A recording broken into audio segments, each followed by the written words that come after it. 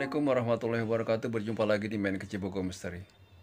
Sebelum saya melanjutkan kisah Sewudino bagian kedua, kami mengucapkan terima kasih kepada yang selalu setia menonton video kami. Mudah-mudahan Allah murahkan rezekinya dan Allah jaga keluarganya dari segala macam mara bahaya. Amin. Mari kita simak kisahnya.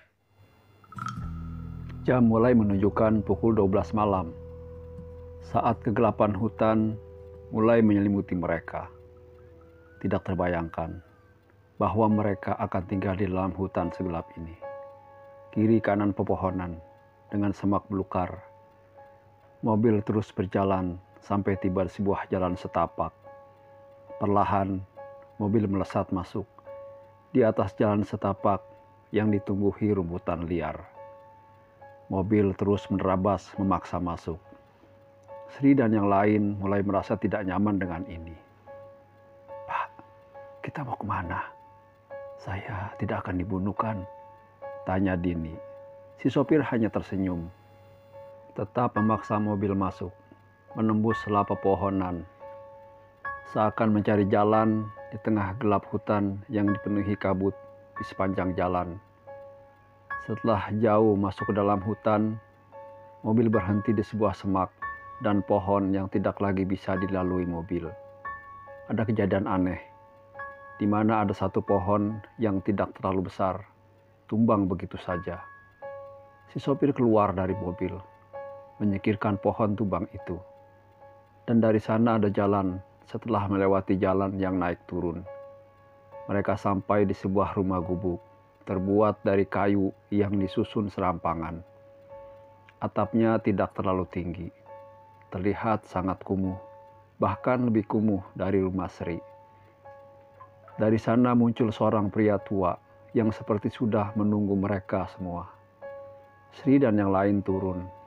Kemudian si sopir menjabat tangan si pria tua itu, mencium tangannya, sebelum memperkenalkan Sri dan dua orang lainnya. Mulai dari sini, si bapak yang akan menjelaskan semua. Tampak dari luar, bapak itu sudah ujur. Bahkan caranya berjalan saja seperti kewalahan menjaga badannya sendiri. Ia tidak banyak bicara, hanya memperkenalkan namanya. Pak Ageng katanya. Lalu ia mengajak Sri dan yang lain masuk rumah itu. Ia menuntunnya masuk ke kamar. Di salah satu kamar itu, Sri dan yang lain kaget. Bukan main. Karena tepat di atas ranjang ada sebuah peti mati, keranda mayat. Di dalamnya ada seorang gadis yang mungkin masih SMU, masih muda. Ia memejamkan matanya. Di badannya ia melihat tanda busuk dan garis lebam hitam. "Siapa?"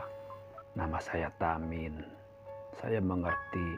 Pasti banyak yang ingin kalian tanyakan tentang apa yang baru saja kalian lihat di sini." Si pria tua itu membungkuk sebelum melangkah keluar kamar. "Ada apa sih ini sebenarnya?" kata Dini. Ia tidak bisa mengalihkan pandangannya pada gadis itu. Matanya terpejam, dikurung oleh bambu kuning yang dibentuk menyerupai keranda mayat. Sri dan yang lain yakin ada sebuah rahasia di tempat ini. Namun, apa itu? Saat-saat kebingungan ini, Sri melangkah mundur. Ia tidak sanggup lagi melihat gadis itu yang entah siapa dan kenapa ada di sini. Ia berniat mencari tahu dan bertanya langsung kepada sopir yang mengantarkan mereka. Sampai langkahnya terhenti, manakala si sopir berbicara. "Ki, apa nggak ada kasih tahu mereka pekerjaan apa yang sebenarnya dijanjikan di sini? Kok tampaknya mereka terkejut sekali." Si sopir mulai berbicara. "Belum, Mbah. Maaf." "Loh, kamu mau langsung balik tah? Apa nggak besok aja?" tanya si Mbah. "Tidak, Mbah. Besok saya harus nganter ibu." "Ya wis, hati-hati. Takutnya ada itu." batin Sri. Apa maksud kalimat itu? Apa yang mengikuti sebenarnya? Dan ada apa semua ini? Banyak pertanyaan muncul di dalam kepala Sri. Sebelum Simbah tiba-tiba berbicara, "Keluar saja, Nak. Saya tahu kamu ada di situ." Sri melangkah keluar, melihat cahaya mobil mulai menjauh, pudar lalu menghilang. "Panggil temanmu biar mengerti kenapa kalian ada di sini." Sri pun memanggil yang lain. Mbah Tamin duduk di sebuah kursi panjang.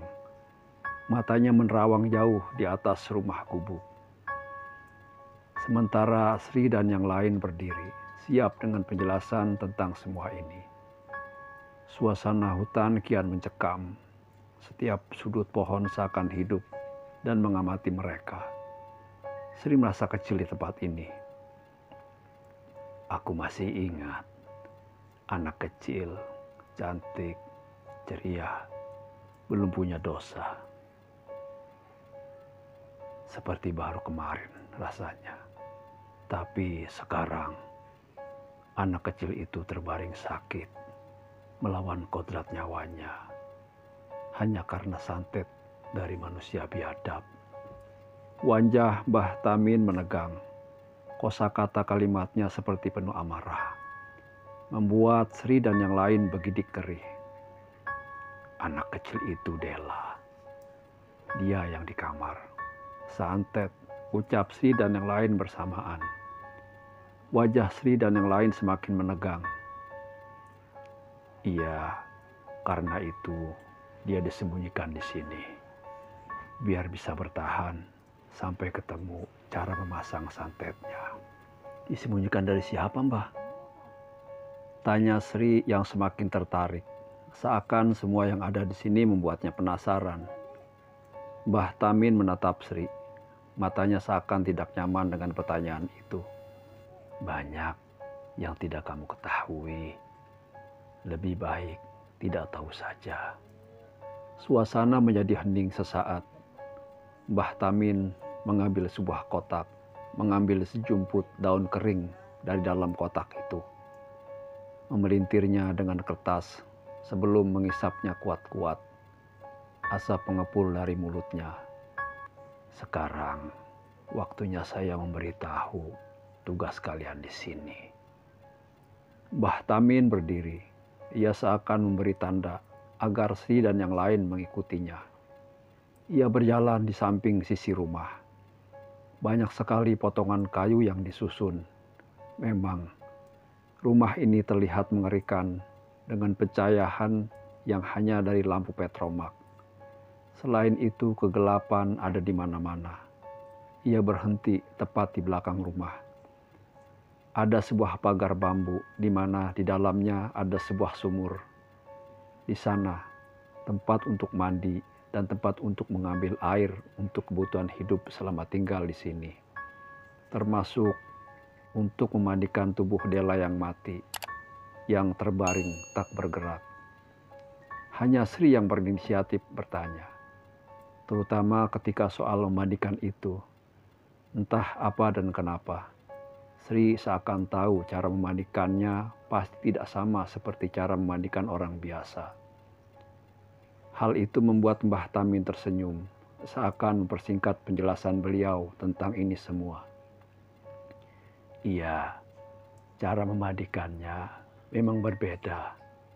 Ada tata caranya, salah satunya bunga 7 rupa. Mbah Tamin menunjuk sebuah tempat khusus di mana ada bunga dengan rupa berbeda. Diletakkan di atas tempeh dengan cekatan. Mbah Tamin mengisi baskom dengan air, mencampurinya dengan bebungaan itu, membawanya ke kamar tempat Dela tertidur. Lalu ia melihat Sri, memanggilnya. Dini dan Erna hanya mengamati saja. Ia diminta mengikat tangan dan kaki Dela. Sri menuruti apa kata Mbah Tamin. Walau sebenarnya ia bingung, kenapa Dela harus diikat. Setelah Sri menyelesaikan tugasnya, Mbah Tamin baru membuka keranda bambu kuning itu. Ia mulai membasuh badan Della. Sri ikut membantu. Dan di sana Sri menemukan fakta mengejutkan lain. Perut Della membesar seperti mengandung. Sri yang membasuhkannya. Menatap Mbah Tamin dengan tatapan bingung dan kaget. Namun Mbah Tamin tampak mengerti apa yang ingin Sri tanyakan. Setelah selesai dengan semua itu, keranda kembali ditutup dan kain yang mengikat Della dilepas satu persatu. Mbah Tamin melangkah pergi. "Mbah," kata Sri, mengejar Mbah Tamin di belakangnya. Ada Dini dan Erna yang tidak tahu apa yang baru Sri lihat. "Nanti saya ceritakan kalau kamu sudah siap saja," kata Mbah Tamin. "Tugas kalian mengurus Della." Sudah 3 hari berlalu, Sri dan Dini dan Erna bergantian mengurus Della. Mulai memandikannya, memberinya minuman. Gadis itu lebih seperti gadis yang tengah koma dibandingkan gadis yang disantet, entah oleh siapa dan bagaimana latar ceritanya. Masih terlalu awam untuk tahu, pikir Sri. Entah sudah berapa kali Sri mendengar Erna dan Dini berbicara tentang Della. Berbicara tentang bau busuk yang keluar dari tubuhnya. Sampai kalimat tidak menyenangkan lainnya saat mereka tinggal di tempat ini. Dan betapa misteriusnya lelaki tua yang bernama Tamin itu. Sri memilih diam, namun di luar semua itu sebenarnya Sri sama seperti yang lain. Aroma busuk itu benar-benar mengganggunya.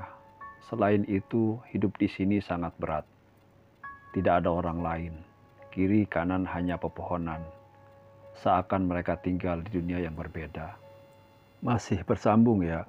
Assalamualaikum warahmatullahi wabarakatuh.